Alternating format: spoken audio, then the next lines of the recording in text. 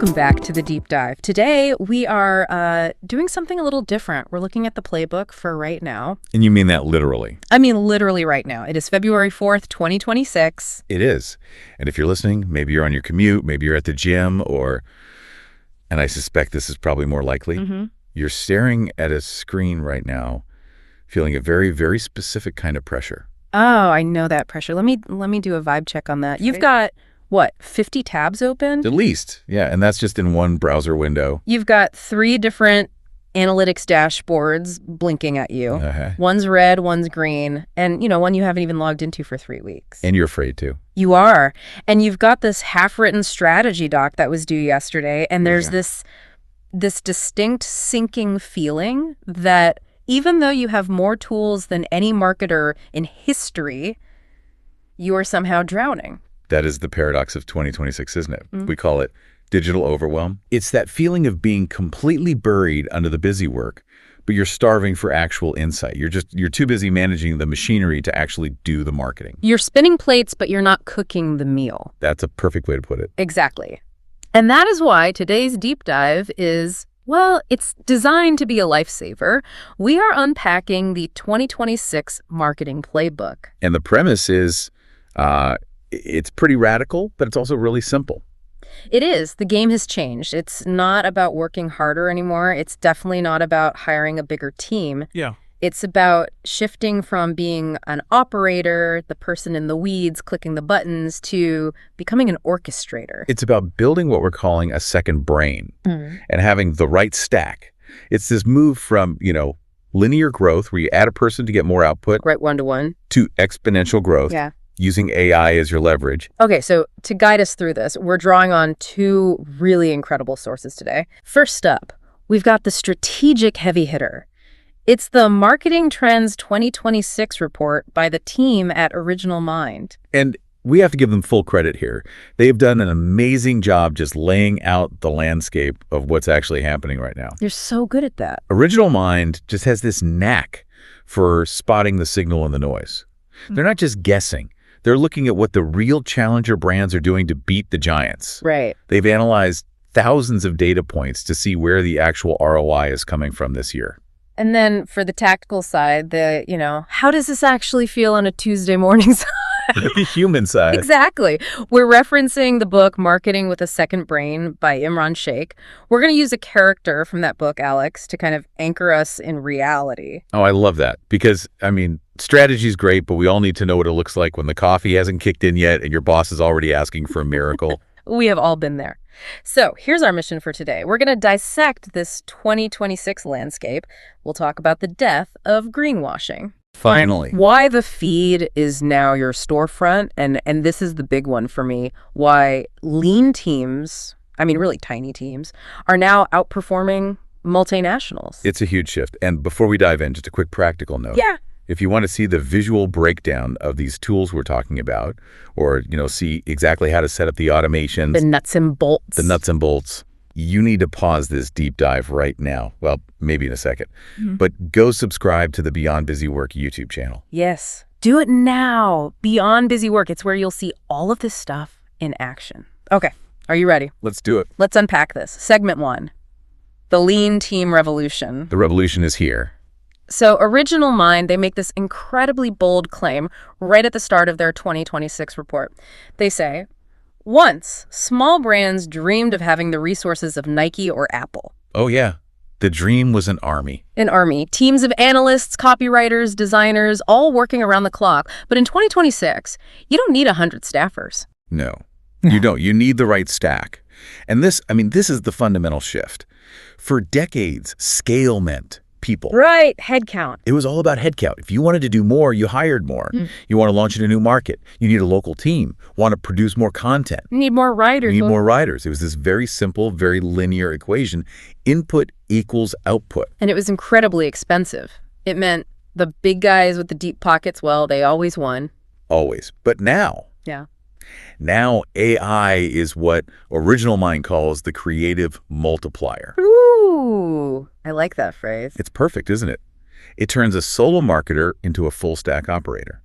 It gives small and medium businesses the firepower to act like a multinational, but without all that overhead. It's the difference between, like, trying to row a giant galley ship with 100 people. Yeah, trying to get everyone in sync. And just driving a speedboat by yourself. You're faster, you're more nimble, and you have just as much power. Precisely. And look, this scares a lot of people, right? Because they immediately think, if I don't need 100 people, does that mean 99 people lose their jobs? Yes, the replacement fear. But that's not what the report suggests at all. It's just the role of the marketer changes. You go from doer to director. Okay, but I want to make this real for people listening. Because creative multiplier sounds amazing on a PowerPoint slide, but what does it actually feel like? Right. What does it look like day to day? This is where we bring in marketing with a second brain and the character of Alex. Alex is so relatable for anyone working in this field today. Painfully relatable. So just picture Alex. This is pre-2026 Alex. It's Sunday night. The Sunday scaries are hitting hard. Oh, we've all been there. That tightening in your chest. The absolute dread of the alarm clock. And then Monday morning hits. Before Alex is even out of bed, the phone buzzes. It's a Slack notification. Of course it is. Hey, just sent over the brief for the new feature launch. Big one. Let's sync later. And the day hasn't even begun. You're already behind schedule. Exactly. And Alex describes this constant feeling of just drowning in quick asks, just needing to get a simple campaign out the door, but getting stuck in all the manual work, opening dozens of competitor tabs, skimming pricing pages until your eyes just glaze over. That right there, that is the operator mindset in action. You are doing all the heavy lifting. You are the one gathering the data. You're processing it. You're trying to synthesize it. It is exhausting. It really is. And honestly, humans are not built to process that much raw data that quickly. We get fatigued. We miss things. It's inevitable. And then in the book comes the pivot, the aha moment. Yes. Alex decides to stop treating AI as just a shortcut, like using it to write a clunky first draft of an email, and starts treating it as a junior specialist team. And that is the key distinction. That is everything. Most people use AI as a tool, like a calculator. Alex learns to use it as a team, like a staff. Let's walk through the deep research scene from the book, because it blew my mind. It's so good. The old way. Alex has to analyze competitors.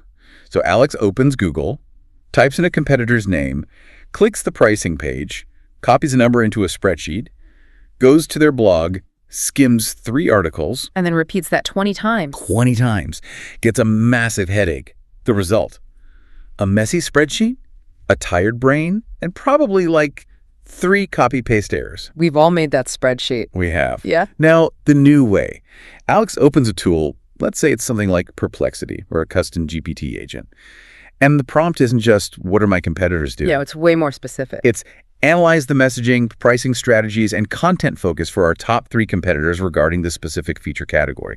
Summarize their main value propositions and find any obvious gaps we can use to differentiate. Just notice the level of delegation in that prompt. Alex isn't asking the AI for a list of data points. Oh, no. Alex is asking for analysis. And in minutes, I mean, literally minutes, the AI comes back with a full briefing document. A briefing document, not a list of links you have to click. Exactly. And here's where it gets really, really interesting.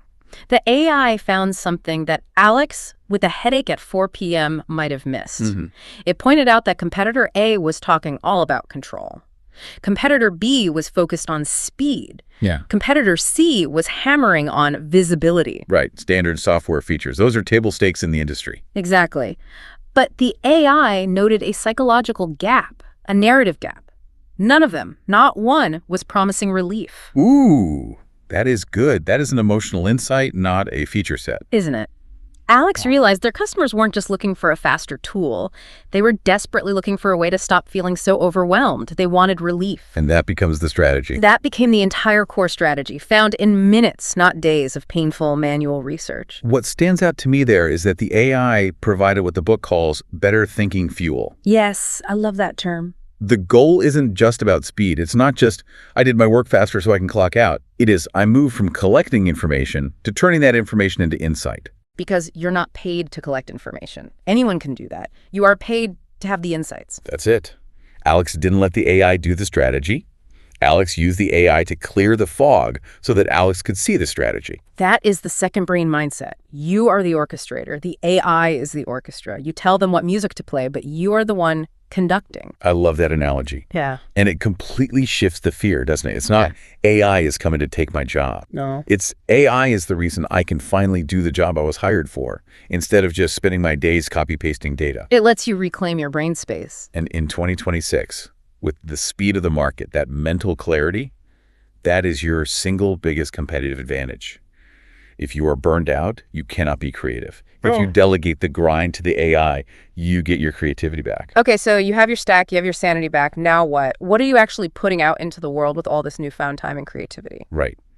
This brings us straight to segment 2, because the content game has completely 100% flipped on its head. It has. If you are still trying to produce, TV quality commercials for social media, you are losing. You're just throwing money into a furnace. It's gone. Original Mind has this fantastic line, authenticity is the new production value.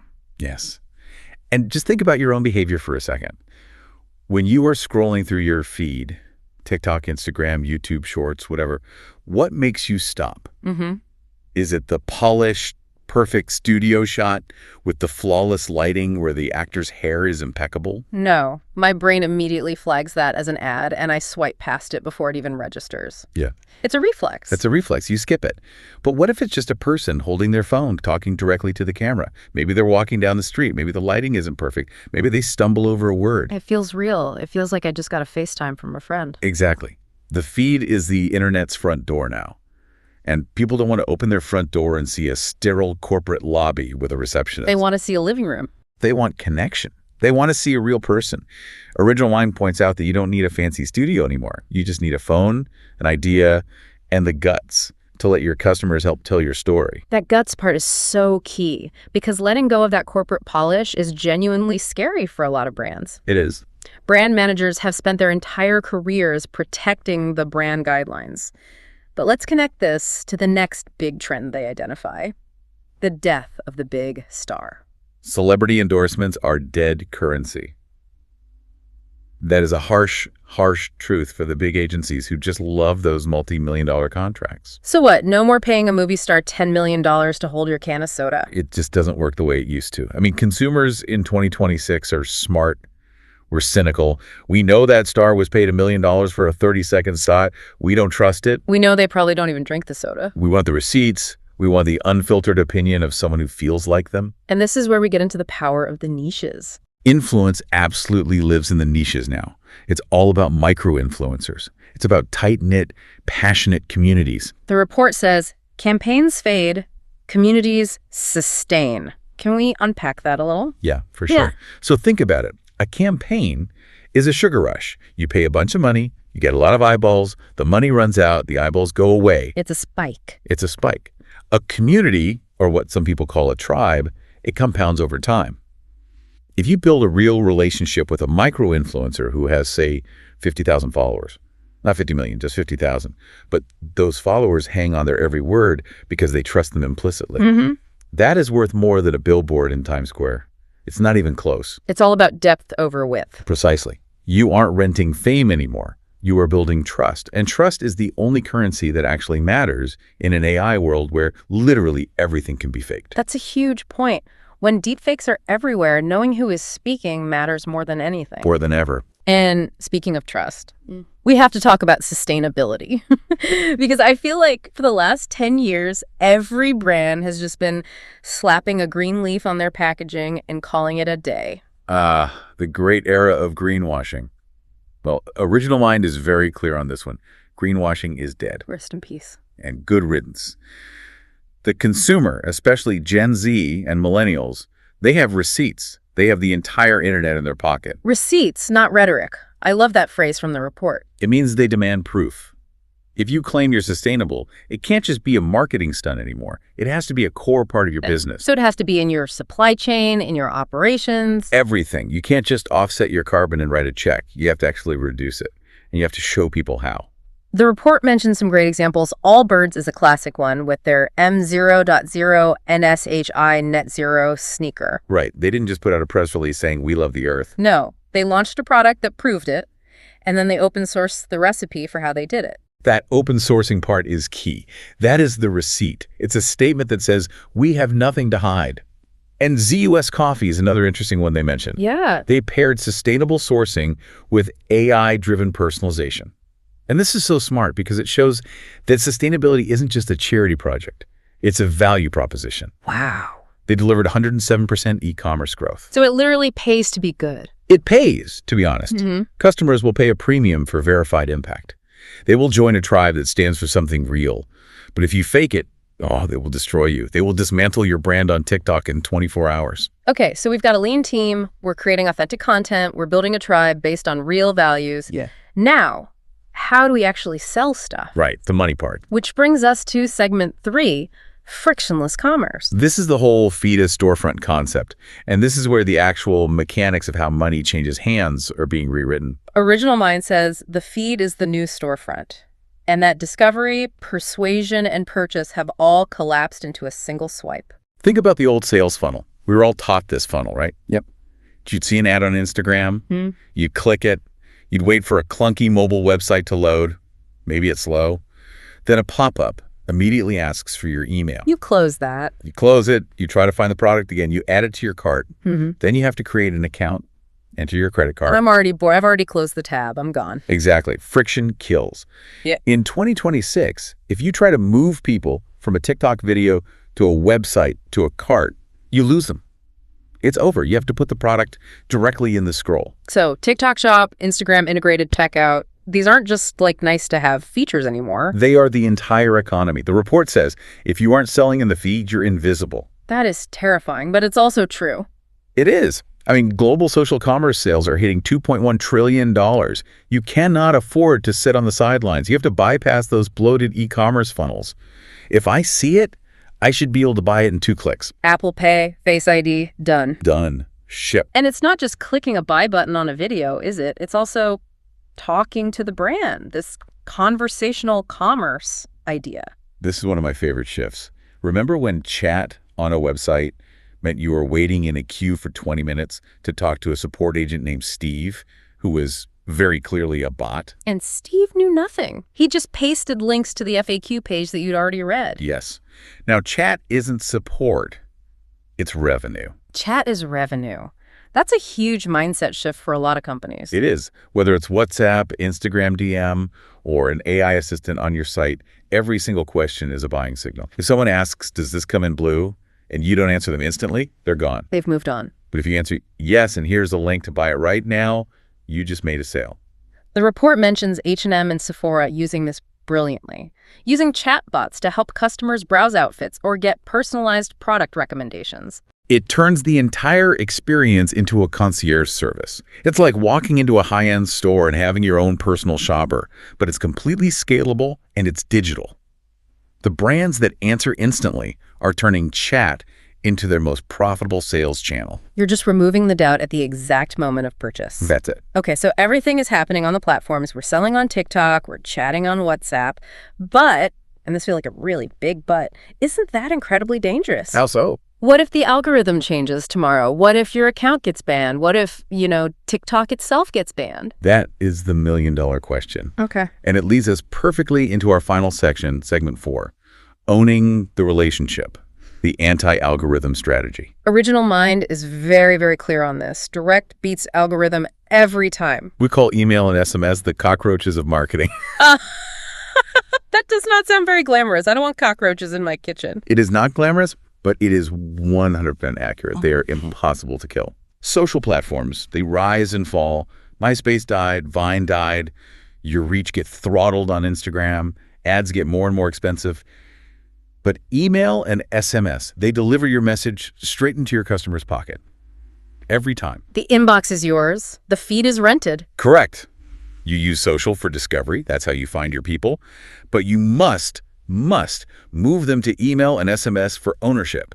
That's where retention happens. That's where your highest ROI lives. Because if you build your entire house on a rented lot, which is what social media is, the landlord can kick you out at any time for any reason. Yeah, they will. But please tell me we are done with the Dear Occupant emails or the, hi first name, where the font is clearly different. Oh, absolutely. Dear Occupant is dead. If you are sending generic blast emails in 2026, you're not marketing. You're just spamming. You are part of the noise. This is where hyper-personalization comes in, right? Yes. With third-party cookies crumbling and all these privacy walls going up, first-party data is the new gold. You need to know your customer. And you need to use AI to deliver experiences that feel tailored without being creepy. So what does that actually look like? Give me a concrete example. Okay. It means that if I bought a coffee maker from you yesterday, you do not send me an email next week trying to sell me the exact same coffee maker. Right. Buy this thing you already own. It's so dumb. That's what dumb automation does. Smart, hyper-personalized automation means you send me an email about the best beans for that specific machine I bought. You send me a brewing guide for my exact model. You anticipate what I need next. It's just about being relevant. It's not about being creepy. It's about being genuinely helpful. Customers now expect brands to know their preferences. And for challenger brands, this isn't a luxury anymore. It's survival. If you are generic, you are ignored. If you are personal, you are welcomed. Okay, let's try and wrap this all together. Let's pull this whole picture into focus. We have covered a lot of ground. We have the 2026 marketer. And this is not the overwhelmed person we started with, drowning in tabs. This is the orchestrator. Let's synthesize that vision. The 2026 marketer is someone who uses AI, like our friend Alex, to handle all the grunt work.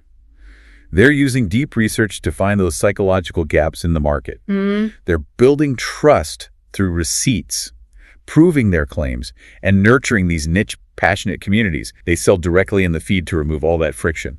But, and this feels like the most critical piece, they ultimately own the customer relationship through direct channels like email and SMS. It's a hybrid approach. You use the platforms, but you don't rely on them. You use the AI, but you don't let it replace your strategy. Your human insight. Precisely. And if we connect all this to the bigger picture, it brings us to a really provocative question. I love a good question. Lay it on us. We have talked about all of these incredible tools, AI stacks, social commerce, automated flows, hyper-personalization. But here's the question for you, the listener, to really mull over. Are you building a brand that people want to buy from, or just a system that makes it easy to buy? Ooh, that is deep. Because in 2026, the technology can solve the how. AI can make it incredibly easy, frictionless, and instant to buy. But only you can solve the why. Why should they choose you? Why should they care? That why is the one thing the machine cannot generate for you. That is the mic drop moment right there. The tech solves the how. You have to solve the why. That's it. Incredible. Listen, we have covered the strategy, but as we mentioned at the start, if you want to see the actual execution, if you want to see what these AI workflows look like on a screen, The prompts Alex used. you need to go to the Beyond Busy Work YouTube channel. Seriously, go subscribe. We break down the automations, we show you the prompts, we show you how to set up that second brain. It is the practical, hands-on companion to everything we just discussed. And before you go, I have a question for you, our listener. Which of these 2026 trends scares you the most? Is it the feed as storefront, the reliance on AI, or which one excites you? We want to know. Drop a like on this episode, share this deep dive with your marketing team, especially the ones who look a little tired, and let us know in the comments. We read every single comment. We want to know what you're seeing on the ground. Thank you for listening. Stop drowning in tabs and start orchestrating. We'll see you in the next deep dive. Take care.